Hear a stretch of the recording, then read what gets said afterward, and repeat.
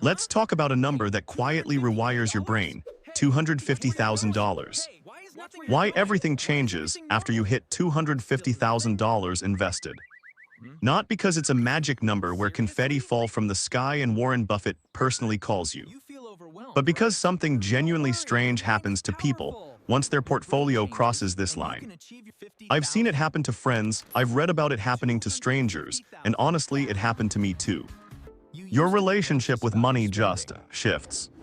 So today we're breaking down why $250,000 specifically seems to be this invisible threshold, what actually changes in the math, and what changes in your head. And I promise, by the end of this, you'll understand compound growth better than most finance bros on the internet who only talk about it to sell you a course.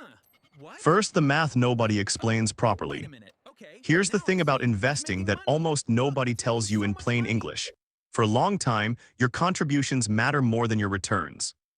Like a lot more. If you have $10,000 invested and the market has an average year, let's say 8%, you made $800. Cool. That's a nice dinner, maybe two. But if you're adding $500 a month yourself, you just added $6,000 from your own paycheck. Your effort is doing way more heavy lifting than the market is. Now flip it. At $250,000, that same 8% year hands you $20,000. That's not dinner money. That's the market just paid me more than most people's annual raise money. Some years, your portfolio will make more than your job does. That sentence alone is why this number messes with people's heads. This is the part of investing nobody puts on a motivational poster. For years, you're basically just shoveling coal into a furnace and nothing seems to happen. Then one day the train starts moving on its own, and you're like, wait, was I even doing anything? Let's put real numbers on this, because vague statements about compound interest don't mean anything until you see them. Say you invest $500 a month, and you get a steady 8% average annual return, which is roughly in line with long-term stock market averages over the past century, give or take, depending on which decades you're measuring. In year one, you'll have around $6,200. Underwhelming. By year 10, you're sitting around $90,000. Respectable. By year 20, you're around $275,000. But here's the part that breaks people's brains. Of that $275,000, only about $120,000 came from your own contributions. The rest, over $150,000, came from growth. The market did more work than you did, and it didn't even ask for a raise. That's the compounding curve. It's flat, flat, flat, flat.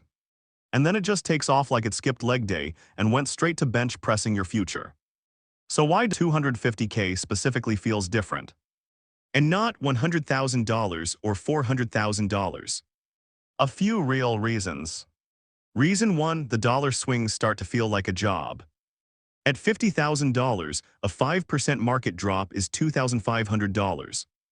Annoying, sure, but you'll survive. At $250,000, a 5% drop is $12,500. That's not skip a vacation money. That's did I lose my car payment in one afternoon money. People who never had emotional reactions to the stock market suddenly start checking their phone at 11 p.m. because CNBC said something scary. This is also where people learn the most important investing lesson there is. The market doesn't care about your feelings.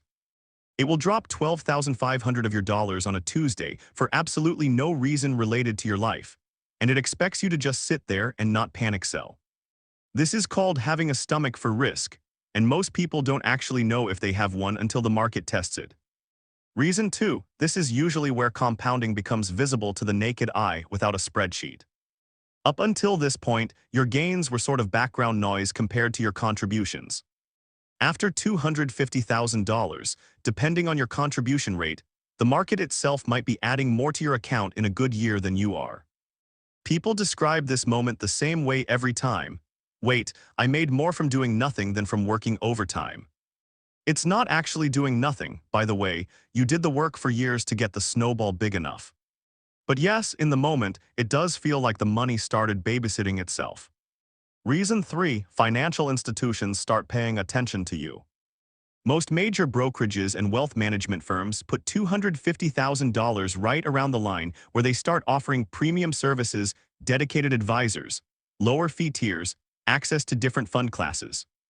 It's not a universal rule across every institution, but it's common enough that it functions like an unofficial industry milestone. You go from customer to client in the eyes of the financial system.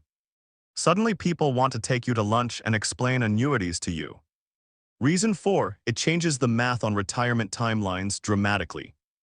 There's a widely cited rule in personal finance circles called the 4% rule. Basically, the idea that you can withdraw 4% of your portfolio per year in retirement and have a reasonably high chance of not running out of money over a 30-year span, based on historical market data. It's a simplification, not a guarantee, and plenty of debate exists about whether 4% still holds up today, but it's a useful mental anchor. At $250,000, 4% gives you $10,000 a year. Not enough to retire on a loan. But here's the trick. This is the part of the curve where adding the same monthly contribution suddenly produces wildly different outcomes than it did before, because the base is bigger. Growing from $250,000 to $500,000 usually takes meaningfully less time than growing from $0 to $250,000 did, assuming the same contribution rate and average returns. You're not doubling the effort to double the money. The mountain gets steeper to climb emotionally, but the snowball is doing more rolling on its own. Here's where it gets funny, because the math is honestly the easy part. The hard part is what happens in your brain. The psychological stuff, this is the part people ignore. First, lifestyle creep starts whispering sweet nothings in your ear. Once people see a six-figure adjacent number, a weird thing happens. They start mentally spending gains that haven't even been realized yet. The market goes up 10% in a good year, and suddenly someone's looking at vacation packages because, hey, the portfolio can handle it. Meanwhile, they completely forget that the market can also go down 10%, and unlike a vacation, you can't unbook a market crash. Second, people start comparing themselves to other people, and it gets worse, not better. You'd think hitting a real number would calm the comparison anxiety. It does the opposite for a lot of people. Now you're not comparing yourself to the guy who has no savings. You're comparing yourself to people online who supposedly have $2 million by 35, half of whom are lying, and the other half of whom inherited it, which they conveniently leave out of the caption. Third, and this is the big one, risk tolerance gets tested for real for the first time. Anyone can say I'm fine with risk when there's $3,000 on the line. Saying it when there's $250,000 on the line, and the news is doing its nightly impression of the end of the world, is a totally different emotional experience. This is genuinely the first time a lot of investors discover they're more risk-averse than they thought, or, less commonly, way more risk-tolerant than they thought. There's actually a documented behavior economists love to talk about called loss aversion. People feel the pain of losing money roughly twice as intensely as they feel the pleasure of gaining the same amount. This was famously studied by psychologists Daniel Kahneman and Amos Tversky. At small dollar amounts, this bias barely registers because the absolute numbers are tiny. At $250,000, that same psychological bias is suddenly attached to thousands of real dollars, and it gets loud. Okay, a few things genuinely shift in importance once you cross this line. The things that actually matter now and didn't before. Fees start mattering in a real way. At $5,000 invested, a 1% annual fee costs you $50 a year. You probably spend more than that on coffee in a slow month. At $250,000, that same 1% fee is $2,500 a year, every single year, compounding against you the same way your gains compound for you. This is the point where people finally Google expense ratio and discover their old mutual fund has been quietly eating their lunch for a decade. Diversification stops being a suggestion and becomes a requirement. When you have a small amount of money, putting it all into one stock is risky but survivable. You can rebuild $2,000. Putting $250,000 into one company because your coworker said it's going to the moon is how people end up in finance horror stories. This is usually when people finally learn what asset allocation actually means, instead of just nodding along when their advisor says it. Tax strategy stops being background noise. At smaller balances, the tax difference between account types feels abstract.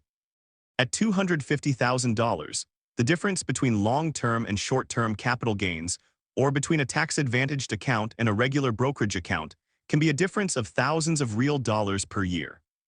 This is usually the point where I should talk to someone about taxes stops being a New Year's resolution and starts actually happening. Here's the part that surprises almost everyone. Hitting $250,000 rarely feels like a movie moment. There's no orchestra swell. Most people describe checking their account, seeing the number and going, oh, huh, and then going back to making dinner.